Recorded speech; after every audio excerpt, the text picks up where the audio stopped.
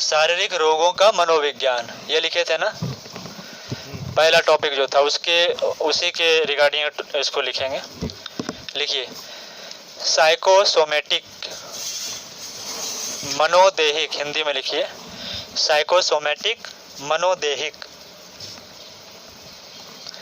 Psychosomatic मनोदेहिक, कोई भी बीमारी जो होती है वो दो प्रकार की होती है ना। यदि हमारा मन बीमार है तो हमारे शरीर पर उनके प्रभाव पड़ेंगे। मनोदेहिक, मन के कारण जो शरीर पर मानसिक स्वास्थ्य यदि बिगड़ती है तो उसके कारण जो बीमारियां उत्पन्न होती है वो सब है मनोदैहिक। इसके लिए गुरुजी कहते थे कि मन में बीमारी जन्मती है और शरीर में पनपती है। गुरुदेव लिखते थे कि मन में बीमारी जन्मती है, जन्म कहाँ लेती है? मनों में, और पनपती कहाँ पर है? शरीर में। उसको लिखिए, मन में बीमारी जन्मती है, जन्म होता है मन में, और उसके आउटकम्स दिखते हैं बॉडी पर, शरीर पर दिखते हैं। 95% जो बीमारियां हैं वो है मनोदैहिक। 95% जो बीमारियां हैं वो है मनोदैहिक, साइकोसोमेटिक। दूसरा लिखिए सोमेटोसाइकिक। दूसरा लिखिए सोमेटोसाइकिक। शरीर में यदि एक्सीडेंट हो जाए, यदि कहीं चोट लग जाए, पैर में यदि मोड़ आ जाए, उस कारण से भी हम लोग कभी कभी निराश हो जाते हैं, है ना। मानसिक होती है ना, तो कुछ ना कुछ पीड़ा हो ही जाती है। अब जैसे पैर में जो है मोच आ जाए और एग्जाम देने जाना होगा तो लोग परेशान हो जाए, आप कैसे जाएंगे वहाँ पर। तो ऐसी छोटी छोटी बातें होती, कहीं एक्सीडेंट हो गया, कहीं कुछ कट गया, या मान लीजिए किसी को कोई कीड़ा जो है काट लिया, तो उस तरीके से जो बीमारियां होती है वो सब है सोमेटोसाइकिक, है ना। दैहिक, दैहिक लिखिए मानविक रोग, मानविक रोग, दैहिक मानविक रोग। शरीर में किसी प्रकार की भी पीड़ा होने के कारण जो मानसिक आघात होते हैं या मानसिक स्वास्थ्य हमारी बिगड़ती है वो सब सोमेटोसाइकिक। ये 5% है, ये बीमारियां जो है 5%। इसलिए अब से ये निश्चय कर लीजिए कि डॉक्टर के पास जाने की आवश्यकता है या साइकोलॉजिस्ट के पास जाने की आवश्यकता है, क्योंकि हम मन से बीमार 95% होते हैं, 5% हम बीमार शरीर के स्तर पर होते हैं। और शरीर के स्तर पर जो बीमारियां होती हैं वो हम खुद ही घर में ठीक कर सकते हैं, है ना। अब कोई कीड़ा काट लिया तो उसमें अब डॉक्टर क्या करेगा? मिट्टी लगाइए। पैरों में जलन हो रही है, इसमें डॉक्टर क्या करेगा? मिट्टी लगाइए, ठंडे पानी में पैर डालिए। तो छोटी छोटी चीज़ें जो हम घर में इसका इलाज कर सकते हैं, है ना। सर्दी जुकाम हो गई, छोटी छोटी बीमारियां। जो तीव्र रोग हैं ये सब 5% में आते हैं। जितने भी तीव्र रोग हैं, कुछ भी हम खा लेंगे उठपटांग तो उससे क्या होगी? हमारी बॉडी बाहर फेंकना शुरू कर देगी। ये सब 5% वाली बीमारियां हैं। तो ये सब खुद ही ठीक हो जाते हैं, क्योंकि ये सब हमारे मित्र हैं, शत्रु नहीं है ना। तो ये सभी 5% वाली बीमारियां हैं, लेकिन हम लोग 5% को ही इतना बढ़ा चढ़ा देते हैं कि हम इसी को ही 95% बना देते हैं। इसलिए मन से स्वस्थ बनिए। इसलिए गुरुजी ने कहा है कि मन के हारे हार है, मन के जीते जी। जो व्यक्ति मन से हार गया वो व्यक्ति हर जगह हारेगा। इसलिए अपने मन को मजबूत बनाइए, और मन को मजबूत बनाने के लिए किया जाता है गायत्री का जप, गायत्री साधनाएं, है ना, आध्यात्मिक साधना। हनुमान चालीसा क्यों पढ़ा जाता है? मन को मजबूत बनाने के लिए, है ना। उसमें तो बार बार ही कहा जा रहा है ना, भूत पिशाच निकट नहीं आवे महावीर जब नाम। इससे क्या होगा? हमारा मन मजबूत होगा, खड़े होने डटने की क्षमता बढ़ेगी। तो इसलिए इन चालीसाओं का पाठ किया जाता है ना। तो दुर्गा सप्तशती का पाठ करते हैं। ये सब इसलिए किया जाता है कि अपने मन को मजबूत बनाइए, है ना।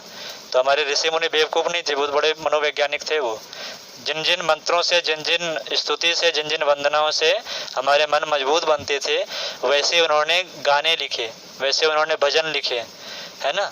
तो उन चीज़ों को पढ़िए, उन चीज़ों को अपने अंदर में धारण कीजिए। भगवान कृष्ण के गीता को पढ़िए, है ना। वो रास रचैया बंसी बजैया वाले को नहीं। भगवान कृष्ण वृंदावन छोड़ करके मथुरा कब आए थे मालूम है?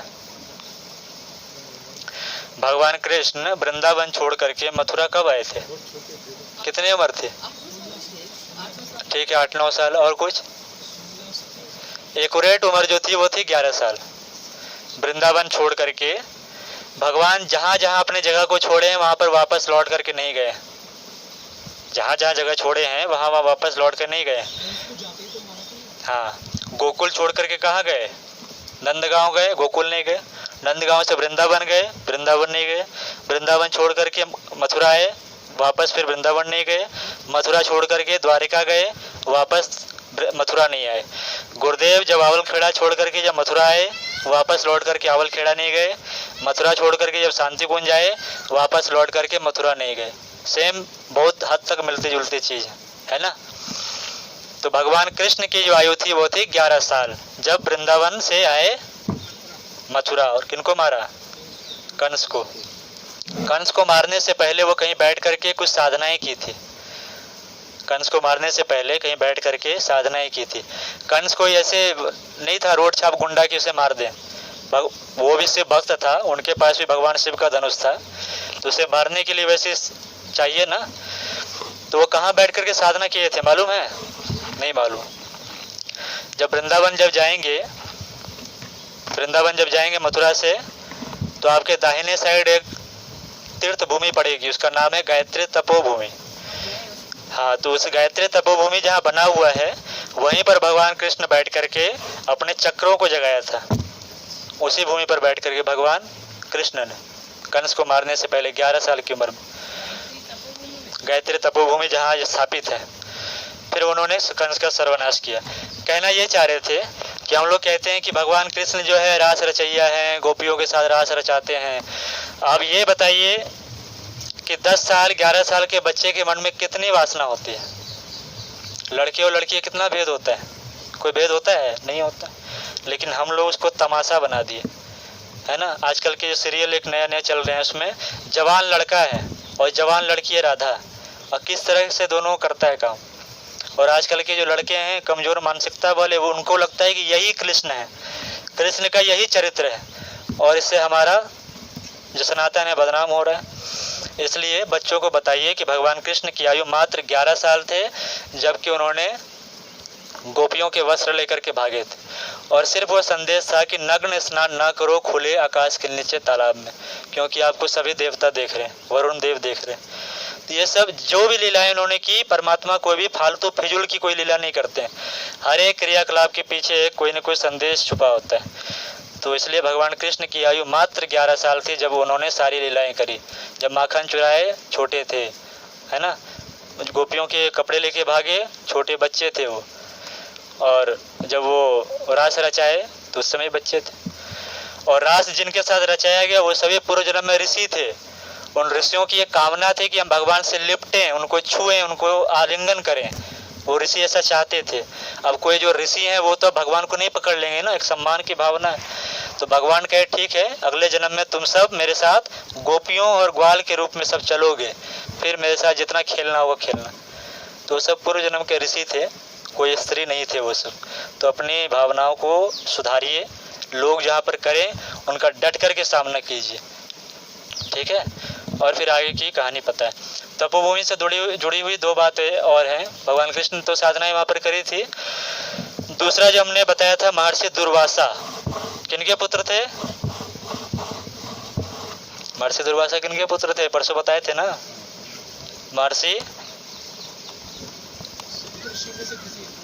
महर्षि अत्रि और माता अनुसुईया के पुत्र थे भगवान दुर्वासा, भगवान शिव के क्रोधावतार। तो भगवान महर्षि दुर्वासा भी उसी तपोभूमि जहाँ पर है वहीं पर बैठ करके वो तपस्या किए थे, है ना। उसी भूमि पर बैठ करके महर्षि दुर्वासा तपस्या किए थे, ठीक है। तो भगवान कृष्ण की तपस्या स्थली है, महर्षि दुर्वासा की तपस्या स्थली है। और तीसरे है महर्षि अंगिरा, जो देवगुरु बृहस्पति के पिता हैं, ब्रह्मा के मानस पुत्र हैं। ये 3 लोग वहाँ पर बैठ करके तपस्या किए थे।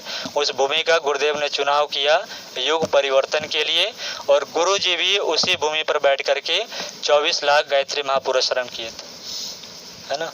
तो जब भी जाइए इन भावनाओं के साथ जाइए और उस भूमि को नमन कीजिए। मथुरा जो अपनी गायत्री तपोभूमि, पास नहीं, गायत्री तपोभूमि जहाँ वो बैठते थे। चलिए लिखिए, वो सूत्र लिख लीजिए, फिर क्लास खत्म करेंगे। लिखिए, श्री रामचरितमानस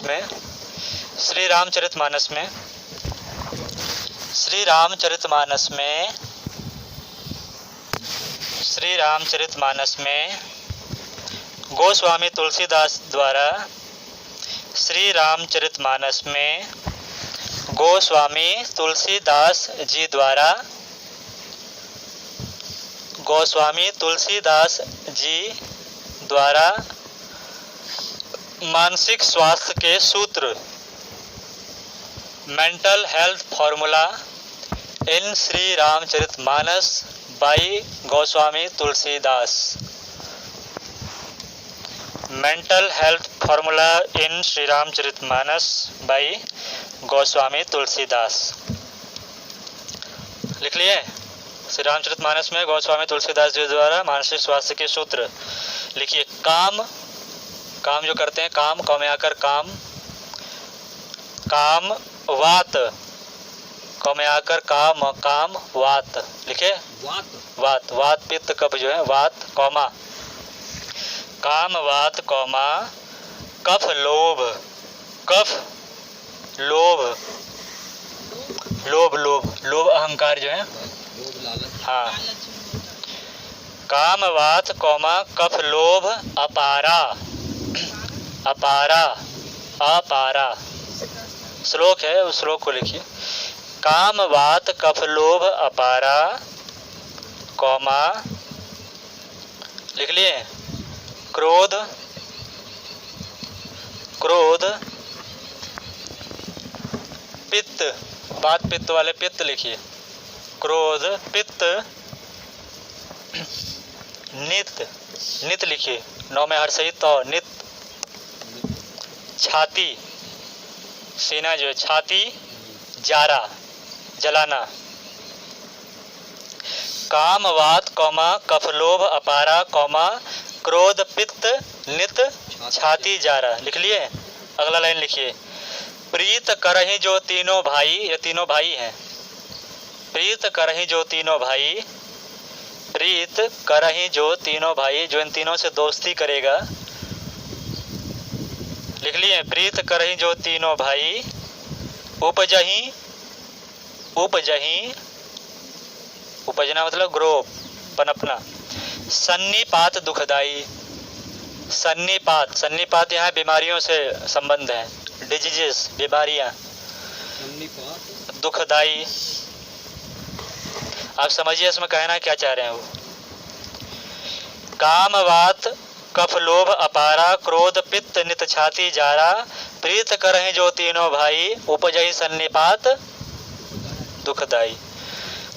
तो हमारे जो रोग होते हैं वो बाहर से नहीं होते, कहाँ से होते हैं? साइकोलॉजिकल सारी बीमारियां, 95% जो बीमारियां हैं वो मन से हम बीमार हैं। इसलिए प्राकृतिक चिकित्सा में शरीर, मन और आत्मा तीनों की चिकित्सा है। यदि हम मन को जब तक हम स्वस्थ नहीं करेंगे तब तक हम 95% तो वही है, 5% में लगे रहेंगे। तो जितने भी सेंटर्स हैं एक्सेप्ट प्रज्ञा आरोग्यम, सब कहाँ काम करते हैं? 5% बीमारियों पर, जो आप खुद घर में बैठ के कर सकते हैं। और उसके लिए लाख, 1.5 लाख, 5 लाख पैसे आदमी दे करके पैसे बर्बाद कर रहे हैं। तो ये 95% जो बीमारी है कहाँ से उत्पन्न हो रही है? मस्तिष्क से, मन से। उदाहरण क्या है? पहला कामवात। हमारे अंदर यदि कामुक चिंतन आते रहेंगे, यदि अश्लील चिंतन आएंगे, तो जितने भी वात की बीमारियां हैं सब आएंगी। 3 प्रकार की बीमारी है, वात पित्त कफ। यदि कामुकता हमारे अंदर है, अश्लीलता है, अश्लील चिंतन यदि हमारे अंदर आती हैं, तो कामी प्रवृत्ति के व्यक्ति में वात के सभी बीमारी आने वाले हैं। वात की कौन कौन सी बीमारी हैं? शरीर में दर्द होना, शरीर के किसी भी जोड़ में दर्द हो जाएंगे। ज्वाइंट पेन मतलब कामुक व्यक्ति के बीमारी है, अपने चिंतन को सुधारने की आवश्यकता है, ना कि डॉक्टरों के पास जाने की आवश्यकता है। हड्डी रोग विशेषज्ञ का साथ छोड़िए, अपने चिंतन पर काम कीजिए। परम पूज्य गुरुदेव के साहित्यों को पढ़िए, आपके लिए सबसे बड़ी औषधि है। आज की संजीवनी पंडित श्री राम शर्मा आचार्य की साहित्य, ठीक है। वायु रोग जो होंगे तो दर्द रोग जितने भी हैं सब होंगे, अर्थराइटिस होंगे, गठिया होंगे, ज्वाइंट पेन जितने भी सब होंगे। आप वात की बीमारी, पेट में गैस बनेंगे, वायु रोग होंगे, सब होंगे, वायु विकार होंगे, पेटों में जलन होना, तलवे में जलन होना, शरीर के किसी भाग में जलन होना, है ना, सिर दुखना, सिर भारी रहना, ये सब बीमारियां होंगी यदि आपके चिंतन कामुक हैं तो, है ना। अब कामुक चिंतन कैसे होते हैं? गानों से, वीडियो से, फोटो देख करके, वैसे बातचीत करके आपस में, किसी लोगों पर कमेंट करके, अपोजिट सेक्स को लेकर के कमेंट करना, इन सभी चीज़ों को लेकर के हमारे अंदर कामुक चिंतन प्रवृत्ति बढ़ जाती है। यदि छोटी सी भी बीज हमारे अंदर में रह जाती है, यदि छोटा सा भी कैंसर का सेल यदि बच गया तो फिर से कैंसर कर देगा। तो यदि कामुक की एक भी चीज़ यदि हमारे अंदर प्रवेश कर गया है तो वो इन रोगों को बढ़ाएगा, है ना। इसलिए उन चिंतनों से दूर रहिए। उसके लिए एकमात्र साधन है पंडित श्री राम शर्माचार्य के साहित्यों को पढ़ना। उसके अलावा दुनिया में कोई भी ब्रह्मास्त्र नहीं है, एकमात्र ब्रह्मास्त्र है, सिर्फ और सिर्फ एकमात्र ब्रह्मास्त्र है। इसकी मेडिसिन लिख लीजिए, पंडित श्री राम शर्माचार्य के साहित्यों का अध्ययन। उसके अलावा कोई भी मेडिसिन आपके लिए काम नहीं करने वाला है। यदि परमानेंट चाहते हैं क्योर तो साहित्यों को पढ़ना शुरू कीजिए और अपने जीवन को सुधारिए, चिंतन को सुधारिए। जैसे दृष्टि वैसे सृष्टि। दूसरा क्या था? कफ लोभ। यदि हमारे अंदर लोभ की प्रवृत्ति है ना, लोभी व्यक्ति है ना, लोभ। अब यहाँ 10 रुपए में काम चल रहा है, वहाँ 20 रुपए। कोई व्यक्ति यदि आपके पास पैसे रख के चले गए, हम तुरंत पॉकेट में डाल लिए। ये छोटी छोटी ये चीज़ें हैं, ये हमारे अंदर कफ की बीमारियों को बढ़ाता है। हमारे अंदर कफ की बीमारियों को बढ़ाएगा। सर्दी जुकाम खांसी ये सब हमेशा बने रहेंगे, उससे छुटकारा नहीं मिलने वाली, है ना। तो ये सब प्रवृत्ति लोभी व्यक्ति को अधिक होती है, कफ से संबंधित सारी समस्याएं। तीसरा लिखिए क्रोध। गुरुजी ने कहा काम और क्रोध सबसे बड़े मनोविकार। काम और क्रोध सबसे बड़े मनोविकार हैं दोनों। तो तीसरा है क्रोध। कफ में आता है।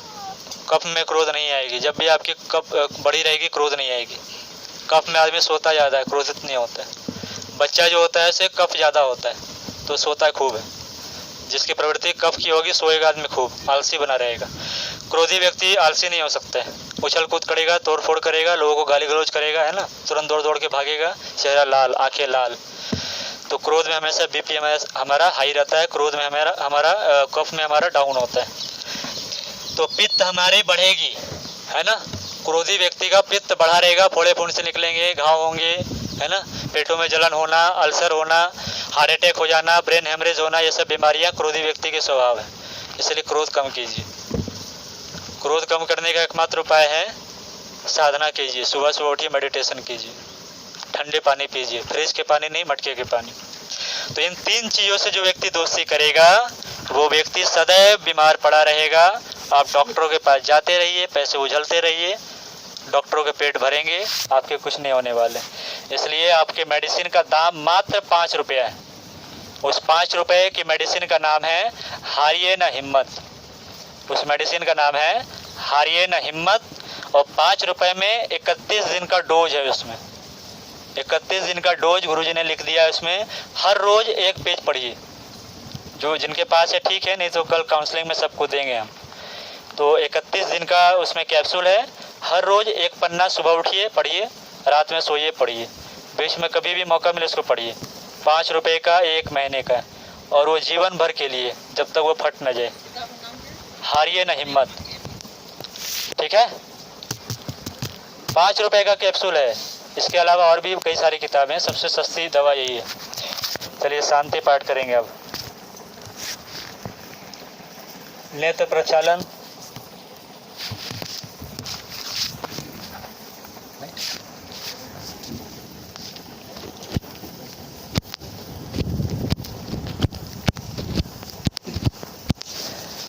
ठीक है, तो ये छोटी छोटी जो बातें हैं इन पर ध्यान दीजिए। काम, लोभ और क्रोध, हाँ, इन 3 चीज़ों पर हम लोग ध्यान दिया करेंगे अपने जीवन में, ठीक है।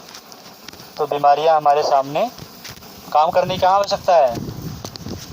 कुछ समझे कि नहीं? 5 दिनों में कुछ डॉक्टर के पास जाना है कि कहीं और जाना है?